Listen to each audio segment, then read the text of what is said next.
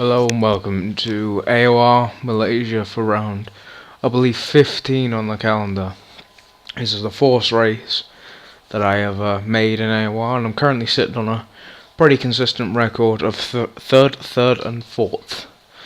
So I'm hoping to either get another podium position or maybe even get the win, because this was one of my stronger tracks last season, and we're currently on board for my fastest lap on the session, which would only be able to get me P3, barely being pipped by Maz in the end with quite a solid lap. Unfortunately, I was too scared to really take most of these corners flat out, as I've had a terrible experience with them in the past with spinning the car, and especially in the Sauber. I was just not confident. As you can see, Nib is now a part of the league, which makes me very happy, and he moves himself up into what was P2 and then P3, so he's beating his teammate of myself. But unfortunately, Nib would have one of the worst experiences of his league racing career, as being confirmed by Butler, he gets killed multiple times. It's just an unfortunate way to debut, especially with such a solid qualifying of, I believe, P5. And I definitely believe that he would have been competitive for maybe even beating me out that race if he ended up keeping it clean.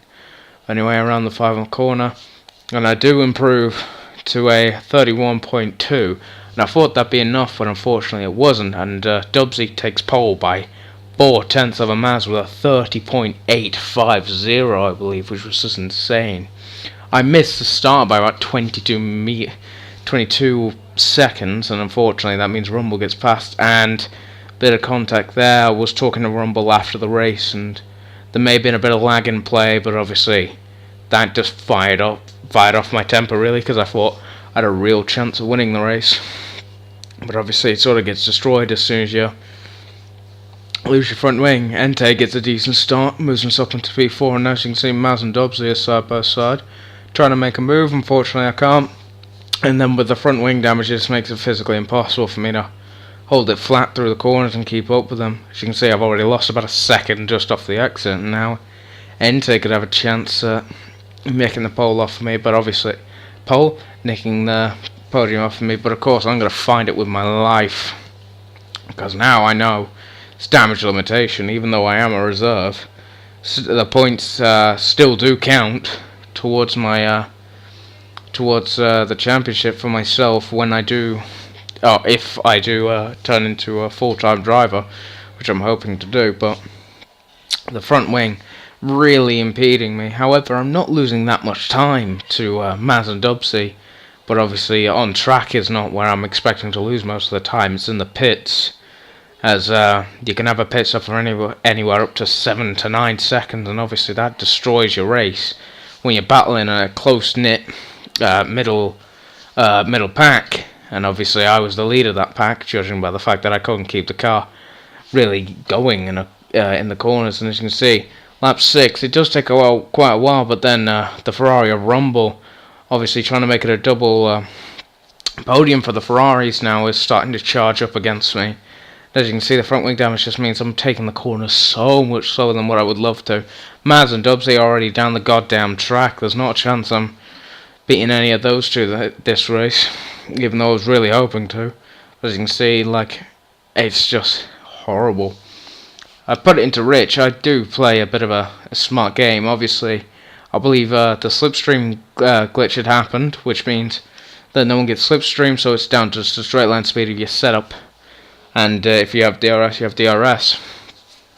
And unfortunately for myself, that meant that the people behind didn't have dirty air. As you can see, I squeeze Rumble up to the wall, and obviously this is the person that I had contact with the first lap, so I'm not exactly going to treat him civil, and I end up giving him a bit of the hard shoulder coming off the second corner and hold on to P3. But as you can see, Rumble obviously clearly had enough by lap 8, ends up diving into the pits for an undercut, and I knew it was going to happen, so there's not much I can do. I'm always going to lose a position to him, even in the pits, so I just stay out for as long as I can, and I end up pulling in lap 10, having enough with the car and the front wing, and I end up pulling in for the medium tyres. As you can see, Dubsy is pulling a contrast manoeuvre and has gone onto the softs to try and make it to the end. And of course, because contrast just has, simply put it, tyre wear hacks, he makes it with ease. Meanwhile, people like myself and perhaps Styling don't have that leisure. And as you can see, I changed my front wing, but I've already lost 2 positions, and it may be 3. Back to this 3, Ente jumps me. As you can see, I come out a bit aggressive into the pits, and I do apologise for LJB to this, because I do end up slamming into a sideball. But I was so desperate not to come out behind him that obviously the contact did happen, and I do apologise to him. Obviously, if he does bring it up, like, I'm not exactly going to fight it because it was my fault, and this is a move I wasn't proud of either. But desperation really seeping in. As you see, the fastest lap on the medium, so I knew I had the pace, and desperation really hit me here. A dive bomb, unfortunately, straight into Ente's front wing, and obviously Ente's going to retaliate, and there it is. I knew it was going to happen, and I don't blame him for it, but unfortunately for him, I had the outside, and that means I can out-drag him and take away P8 from himself, and now I have to chase down Stalin and Pure, which would be a harder task than I originally imagined. But first, to come up against Infinite March, the man that was planning I believe a 1-stop from the mediums to the ultras, to the supers, like Wimpinator was doing. But unfortunately for Infinite, he just didn't have the track position like Wimp did, and obviously that's just going to screw his race, and I believe he ends up pitting in lap 16. However, as you can see here, I'm all over the back of Stalin and Pure now. Obviously, with the limitation of being able to absolutely punch it, I am. And Stalin, unfortunately, trying to be the cleanest driver that he is, ends up going out wide to avoid contact with Pure, and unfortunately lets me through with that as well, which means that I can attack Pure, and that I do. I knew I had to get past Pure as soon as possible because I knew his tyre wear is ridiculous, so I was just going to have to make a move, and I knew there we go, knew 3 times in a sentence, but it's the right word to say, and Wimp was doing what he did in Italy, and that was absolutely flooring it on a pretty good strategy. Obviously, if he would have managed to nail qualifying, it wouldn't have been even a contest. He would have been way out ahead of me by this point. But since he does have that poor qualifying, as you can see, that's just a testament to his speed. He does a 33.9, which is just ridiculous as I make the move on Rumble. He tries fighting it, but there's not much he can do, and I move back up into B3 and try to catch Maznap, but by lap 22. So I've managed to survive a long time without being caught, but unfortunately that time has soon come to an end, and I don't have the leisure to fuel save like I need to. So now I'm forced to go into ridge down the straights, and that's just not going to help with fuel. But Wimp is really looking for, I believe, it'll be his 2nd podium, at least to my knowledge, because he got a podium due to my penalties in Austria. So he's definitely looking to beat me on track this time, and he almost does, especially with the amount of pressure he puts. And watching back the commentary and Maznat's point of view, obviously hearing a bit of confusion from Pure behind, who unfortunately could not fight off Wimp for too long, but Pure gives me a sly compliment in Maz's stream and just says, how the fuck has Stingray stayed ahead of Wimp? And the answer to that is pure fucking luck, and also a lot of defending. And as you can see, it immediately starts. Wimp is just wasting no time. He knows the advantage he has currently is going to dwindle away as laps continue. But as Curly points out in the AOR stream, as Wimp makes a really aggressive move, unfortunately he can't make it work. As Curly stated out in the AOR live stream, it's basically, since someone left, and I believe that person was Nib, pardon me, it basically means that there's no slipstream, but there's also no dirty air, which means Wimp is not getting impeded by more tyre wear behind myself. However, he may not have the legs on the straight to beat me. As you can see, I'm in standard. That wasn't my plan to have contact. I was planning on squeezing him out, but unfortunately ended in contact. I keep it to the apex, surprisingly, and I end up holding on to third for some miracle. And all the while, Purist is lurking in the back, waiting for one of us to make a huge mistake and maybe even spin. Wimp tries to go around my outside and locks up, and then tries to go back, but I'm covering off the apexes like I know I have to do, because that's the only way Wimp's really going to get past me, unless he just outdrives me through a corner, which he tries to do on some occasions. You can see here, Wimp tries it down the inside going into sector 2, and it's just not enough. As you can see, the gap between me and Maz, I believe, was 9.4, and that's just going to extend. I just didn't have the... After battling Wimp for so long, as you can see, he gets really close through the S's, because I'm just too scared to put down the power to really use the setup I had, because unfortunately in the first part of the stint, as Wimp makes another little look, and in my first quali lap, sorry, I've got a bubble in my throat.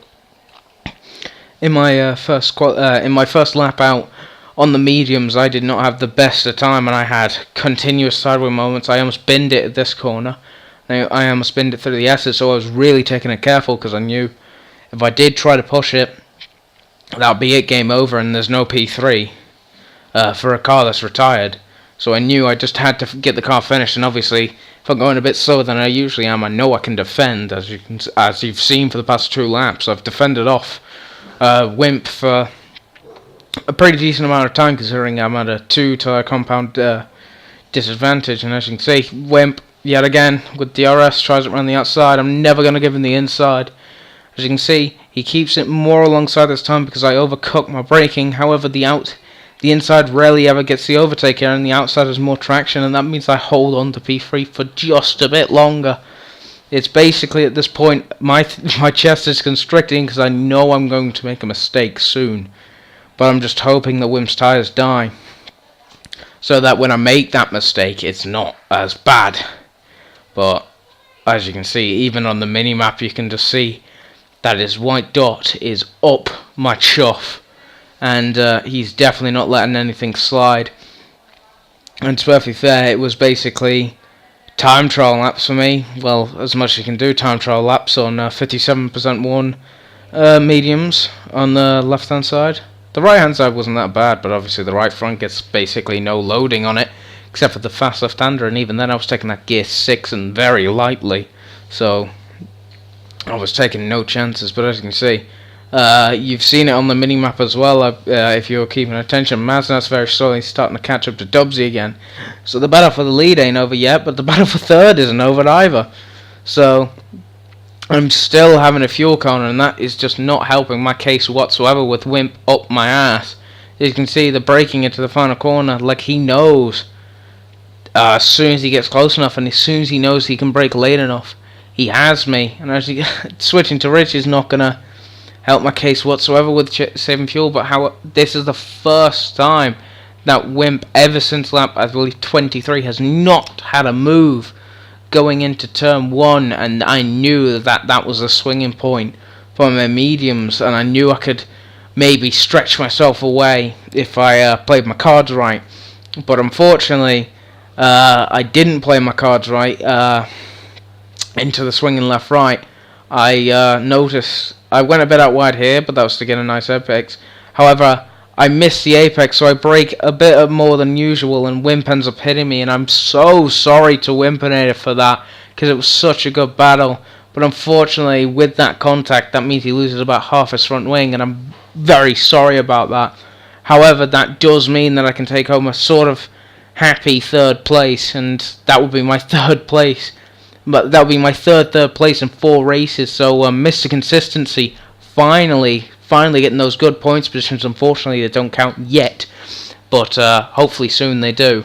And I hope you join me again in round 16 of Japan.